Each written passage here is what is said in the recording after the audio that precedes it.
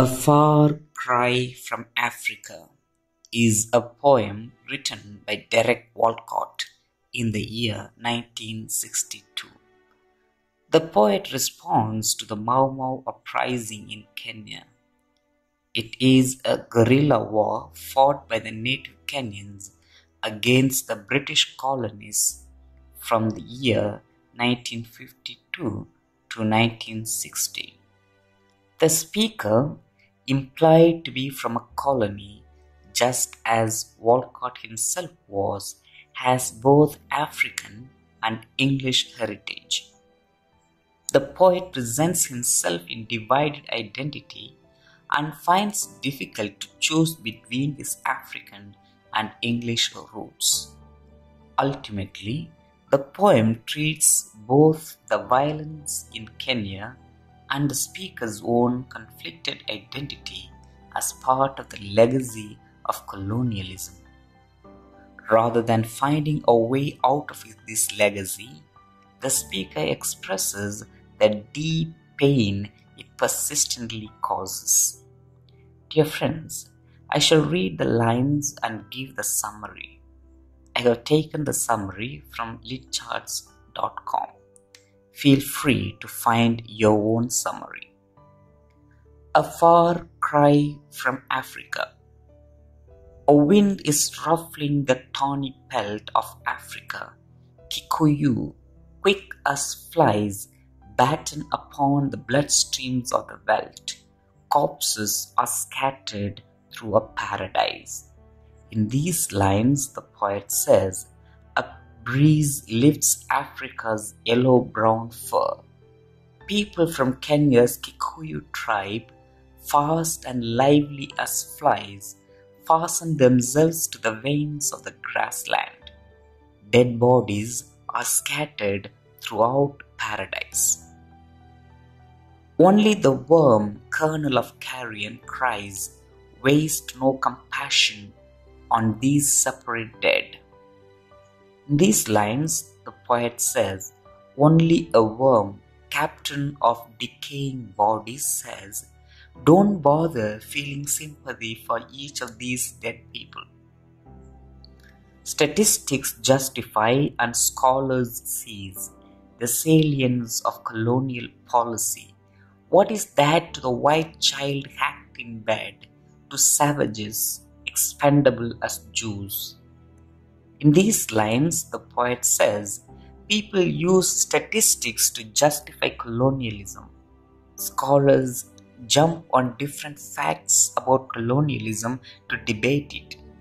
He goes on to ask, what do these abstract discussions matter to a white child who is chopped to death in bed? Obviously, it was done by the Mau Mau. What do they matter to native Africans who are considered savages, who are seen as worthless Jews in Nazi concentration camps? Obviously, this was done by the British. Thrust out by beaters, the long rushes break in a white dust of ibises whose cries have wheeled since civilization's dawn. From the parched river, a bee-steaming plain.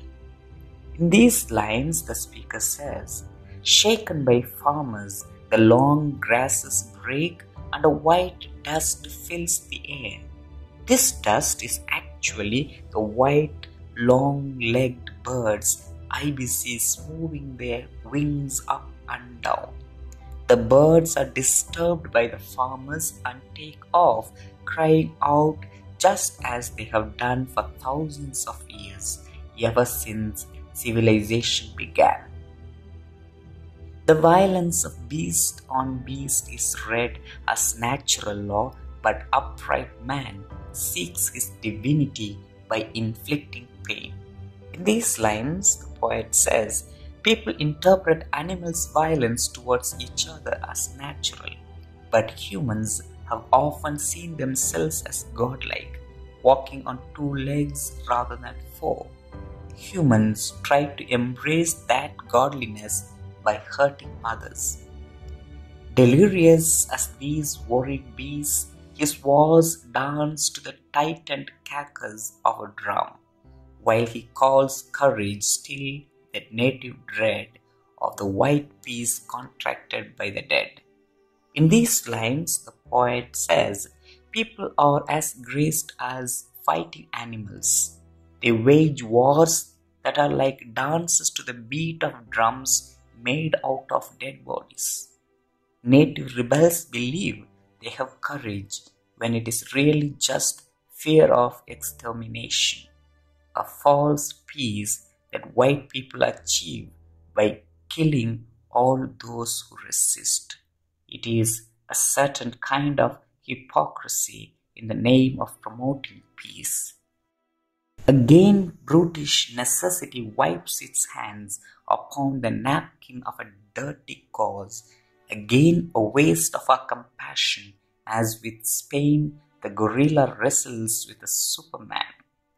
In these lines, the poet says, once more, the brutal idea of necessity is used to justify violence, appealing to a movement that itself is deeply flawed, just like someone trying to clean their bloody hands with a dirty napkin.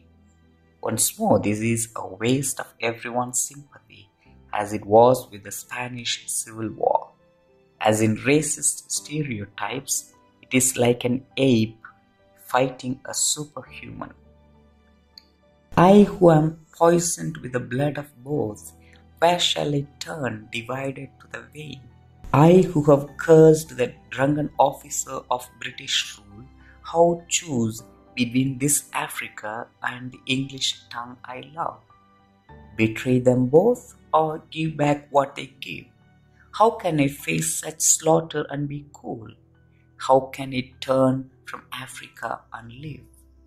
In these lines, the poet so powerfully asks lots of questions that are pertaining to his own identity. The poet says that he is poisoned with the blood or heritage of both the colonizer and the colonized. He asks which side will he support when even his veins are split in two. He has vehemently opposed the British colonial rule, which is like a drunken army or police officer. How can he choose between African people and the English language that he loves so much? He asks again, how can he betray both of them? How can he give each of them what they have given him? How can he face all this violence and remain calm? He ends the poem asking, how can he forsake Africa and keep on living? The major themes in this poem are colonialism and divided identity. The poem implicitly argues that a confused identity and the anxiety it causes is one of the painful legacies of colonialism. Secondly, language is used as a tool of resistance and self-expression. This theme illustrates how one may find language as a means of resistance and self-expression while using it to the oppressor. Thirdly, humanity and violence. Much of the imagery in A Far Cry from Africa depicts violence. This imagery refers to the brutal tactics employed by the British forces in Kenya, as well as the acts that the Mau Mau or a Kenya Land and Freedom Army KLFA used in their rebellion. I'm sure this video has been helpful to you. Please do like, share and subscribe. Thank you and all the best. May violence end and peace prevail in our world.